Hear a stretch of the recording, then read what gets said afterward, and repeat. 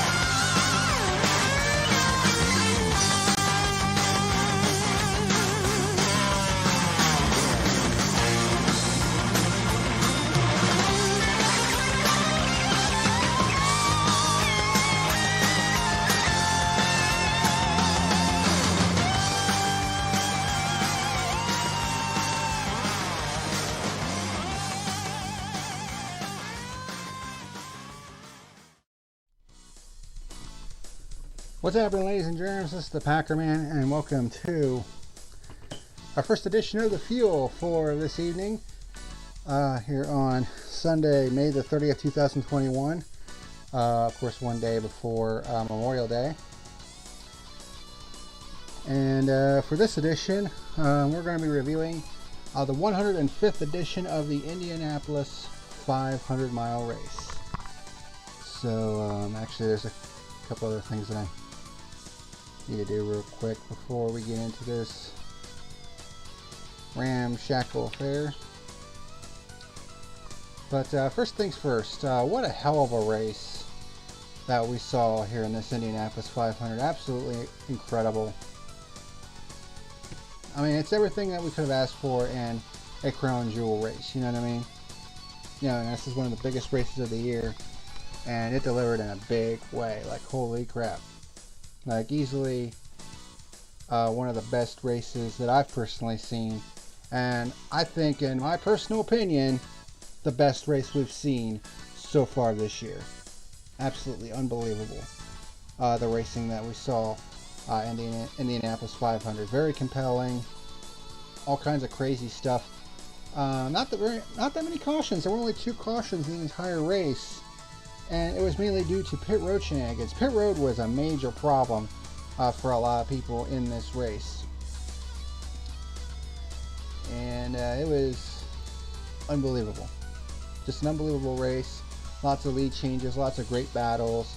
Great mixture at the front today in this race. And a big win in that sense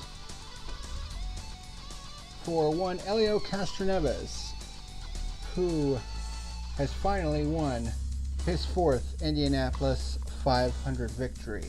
And the reason why I'm doing that first is because the title of the video kind of giving it away a little bit. This is our 90th edition of the Fuel title of this episode. The 4 Club has a new member. For the longest time, for I think they said about 30 years, the 4 Club only had 3 members: Unser Sr., AJ Foyt, and Rick Mears. And there had been many 3-time winners who had been so close to getting that elusive 4th victory in the 500, including Helio Castroneves, who was released by Penske a year or 2 ago. then found his way to Michael Shank Racing. And in an incredible set of circumstances, managed to engage in a terrific battle with Alex Palou and outdueled him in a terrific Indianapolis 500 race to nab his 4th 500 victory.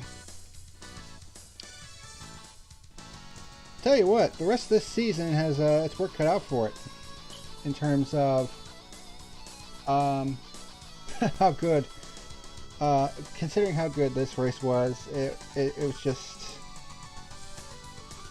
an unbelievable race, and the historic implications from this race, and seeing, you know, how big of a crowd there was for this race, and the absolute reaction, the just absolute raw energy that came from that crowd when Helio took the lead at the end of this race and held on to win.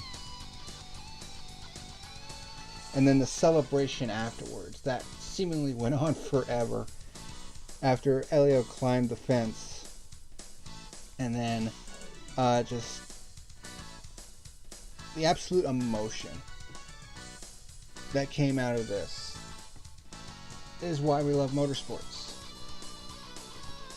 It was such an iconic moment that a lot of us are not going to forget anytime soon, especially one as historic as seeing someone win their 4th Indianapolis 500.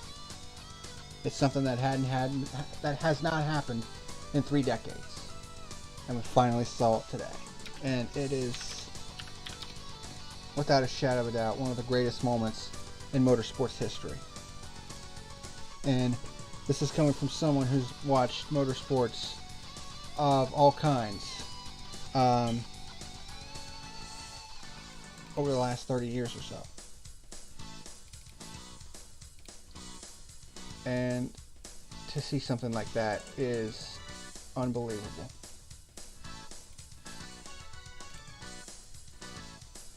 So I'm trying to still get things set up here. So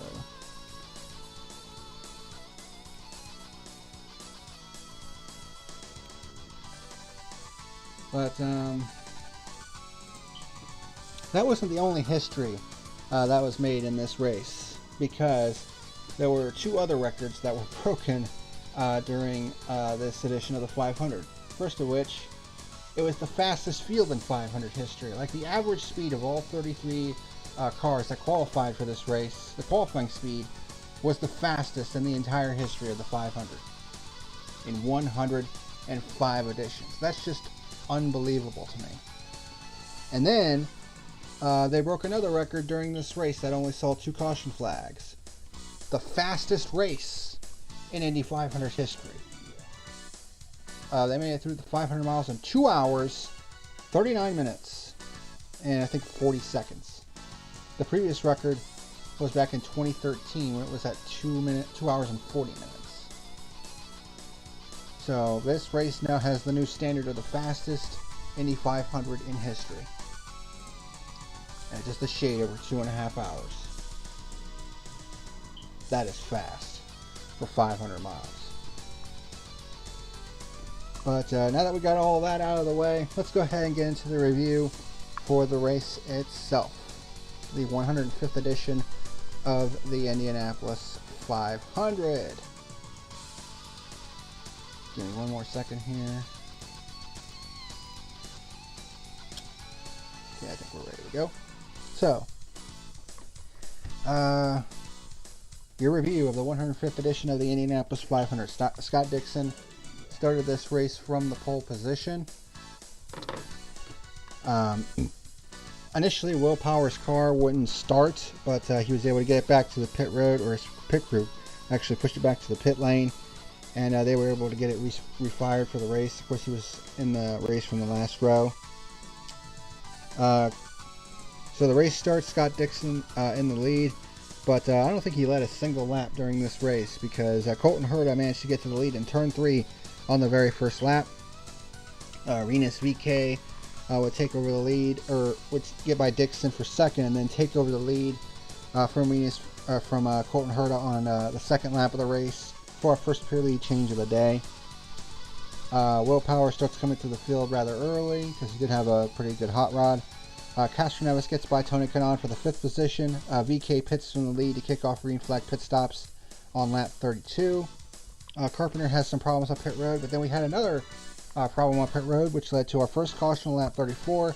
Stefan Wilson spins and crashes on pit road, trying to slow down to the pit road speed limit. I think he said that the brakes went to the floor, which is actually something that happened to a couple other drivers in this race. And he ended up crashing and hitting the pit road wall, and that would be the end of his race.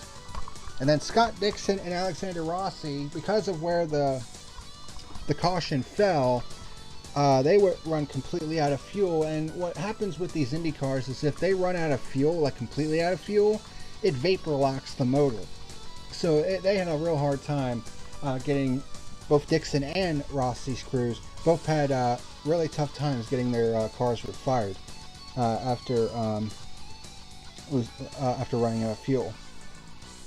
So everyone who hadn't pitted yet comes in for service.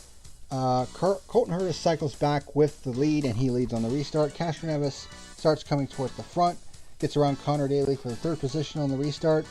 Daly gets back by him down the backstretch though. We had our second pure lead change on lap 49 when Rinus VK took over the lead. And then Connor Daly, his teammate, gets by him down the backstretch for our 3rd pure lead change on lap 50 to a huge roar from the crowd because Connor Daly is from nearby Indianapolis. So there you go. Castroneves gets by Herta for the 3rd position. VK once again kicks off green flag stops on lap 69. Herta takes the lead from Helio, then drives down onto the pit road on lap 78 for his pit stop.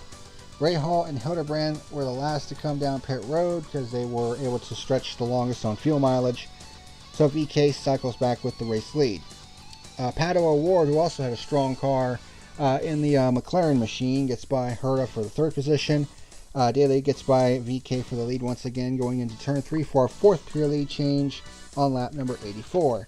Hunter Ray gets by Herta for the 4th position. This time around, Joseph Newgarden kicks off the next round of stops on lap 101, so the 2 crew kind of going off strategy to everybody else. VK gets by Daly for the lead and then comes in for pit stops, kind of similar to what happened before. Scott McLaughlin, the highest running rookie in the race at this point, got nabbed for speeding on pit road, so that sucks. Ray Hall is the last to pit on his stint, but then his crew makes a egregious error, which led to our 2nd and final caution on lap 119. The left rear tire changer did not get the left rear tire completely tightened on the number 15 machine. So when Ray Hall left, starting to get up to speed, the left rear tire popped completely off the car, and that sent Ray Hall hard into the wall, and his tire basically bounced into the middle of the racetrack and was hit by Connor Daly and sent that tire flying into the infield. Did some damage to Daly's car, which affected his handling for the rest of the day. And Ray Hall was understandably upset because he felt like he had the strategy that would have won this race, to be quite honest, because he was going the longest on fuel mileage, and it really felt like he also had the car that was fast enough to win this race, and he knew it. Because during, when he got out of the car, he was completely despondent. Like, he was so upset because he knew this 500 basically slipped right through his fingers, and not through any fault of his own either. His left rear tire changer just didn't do the job, and it ended up costing Graham Rahal a shot at the 500 victory. So Alex Palou leads on the restart this time since he cycled back with the lead. Castroneves takes the lead from Palou in turn 1. Then O'Ward gets by Palou for 2nd, and then by Helio for the lead for our 5th pure lead change on lap 127. And then Palou would get back by Helio for 2nd, and then gets a run and gets past O'Ward in turn 3 for a 6th pure lead change of the day on lap 131. And the race basically boiled down to these 3 guys, Alex Palou, Pato O'Ward, and Helio Castroneves. And these guys would battle all the way to the checkered flag, pretty much. Castroneves gets by O'Ward for 2nd and begins tracking Palou for the lead. Palou pits from the lead on lap 149. Will Power spins on pit road, stalling his car, and his brakes went to the floor as well. So that pretty much ended his race. Palou cycles back with the race lead. Dixon says he may be able to make it on fuel, but he would have to save fuel at this point. Helio with a run around the outside of Palou down the front stretch to retake the lead for a 7th pure lead change on lap 170. Simona Di Silvestro spins at the entrance to pit road, similar to what happened to Will Power earlier. Her crew pushes her back to the pits, but she would end up retiring from the race, which is a bit of a shame, especially since that was a mostly female pit crew that was fielding that car. So that's a bit of a shame. Helio pits from the lead on lap 173 for his final stop of the day. Palou manages to get ahead of Helio on the pit stops, but Helio passes Palou for position. And those two would battle back and forth. There were actually 2 cars that were staying out and hoping for a caution, and those being there were actually 3 cars. There was Felix Rosenqvist, Takuma Sato, and JR Hildebrand. They all tried to play the long game. Hildebrand was the first to pit, and then Felix Rosenqvist had to pit for fuel and then immediately got hit with a speeding penalty. And then Takuma Sato, the defending winner of this race, he would pit for fuel last. So he was the last one to come in for fuel. So the battle for the win was between Helio Castroneves, Alex Palou, and Pato O'Ward, at least for a bit. Then Simon Pagenaud would come into the mix as well, catching the 3. He actually had the fastest car for a lot of this last stint of the race. Ryan Hunter-Reay hit with a speeding penalty on his final stop. He basically said the same thing. Brakes went to the floor, and he ended up speeding on pit roads. Tough break for him. So Helio and Palou were going back and forth, jockeying for position. And now we have a 4-way fight for the win between Alex Palou, Helio Castroneves, Pato O'Ward, and Simon Pagenaud with 10 laps to go. And I was like, oh yeah, it's good now. It's getting good. Helio gets past Palou for second, as Sato was still yet to pit, which he does the very next lap, and Palou would actually shoot back by Helio for our 8th pure lead change on lap 196. But then, coming to 2 laps to go down the front stretch, Helio gets a run on the outside and takes the lead going into turn 1, and receives a thunderous roar from the crowd as he takes over the lead for a final pure lead change in lap 199. And despite coming to a lot of lap traffic, Helio was able to hold Palou at bay, and Helio Castroneves wins the 105th edition of the Indianapolis 500, becoming just the 4th driver in the race's entire history to become a 4-time race winner, joining Al Unser Sr., AJ Foyt, and Rick Mears, who were all, by the way, in attendance for this race. Unbelievable. And like I said, the fastest field in history, racing the fastest 500 in history at 2 hours and 39 minutes. Unbelievable race. Great back and forth battle between Alex Palou and Helio Castroneves. The new guard against the old guard. And on this day, the old guard gets the job done. And here, when we've seen Tom Brady win the Super Bowl at the age of 43, Phil Mickelson winning a PGA Tour championship, a major, at the age of 50. And now we see Helio Castroneves at age 46 win the Indianapolis 500 and become the second oldest driver to win the 500. Unbelievable. Absolutely unbelievable race. Lots of historic implications from this race. Just an unbelievable Indianapolis 500, and certainly one that we're going to be talking about for a long time to come. So, statistics. This was the most competitive race of the year so far between Formula One, IndyCar, and NASCAR. 36 overall lead changes in this race, one more than the Geico 500 at Talladega, with 9 pure lead changes and only 2 caution flags the entire race. Unbelievable. So, your final results. I'm not going to bother doing the point standings because this is, I think, the only race for IndyCar that I'm going to be doing for obvious reasons. It's the Indianapolis 500. But race results for the 105th edition of the Indianapolis 500, Helio Castroneves winning the race after starting from the 8th position, leading 20 of the 200 laps. Alex Below comes home in second, leading 35 laps. Simon Pagenaud started 26th, made his way all the way up to third. Couldn't quite get to the front in time. Pato O'Ward comes home in the 4th position in his Aero McLaren machine. Ed Carpenter, of course, local guy, comes home in the 5th position. Santino Ferrucci in 6th. Sage Karam in 7th. Renus VK led a lot of the race, but would fade to 8th. Juan Pablo Montoya, a very quiet run in one of the other McLaren machines, comes home in 9th. And Tony Kanaan rounds out the top 10, driving the number 48 car for Chip Ganassi Racing. As for my final rating for the 105th edition of the Indianapolis 500, it's not very often I get to give this rating out. I mean, I've given it out before, especially to the Indianapolis 500, all throughout the 2010s, just because of how good the racing was. And in addition to how good this race was, in my personal opinion, the historic implications on many different fronts, I think pushed this race over the top, bar none. My final rating for the 105th edition of the Indianapolis 500, there's no way I can give this race anything less than a perfect 10 out of 10. I can't. I just can't do it. You know, 36 lead changes, the most so far this year between all racing series. 9 of them pure lead changes, only 2 caution flags in a 500-mile race. It ended up being the fastest, the fastest field in 500 history, I should say. Giving us the fastest 500-mile race in Indianapolis history. I mean, what else can you say? And seeing Helio Castroneves join the 4-time club, I mean, what else can you say at this point?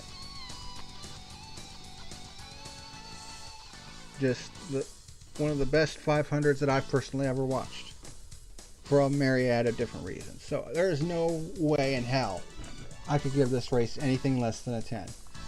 It was that good of a race. And I would wholeheartedly recommend going back and watching it again, because it was that damn good. And the historic implications cannot be understated.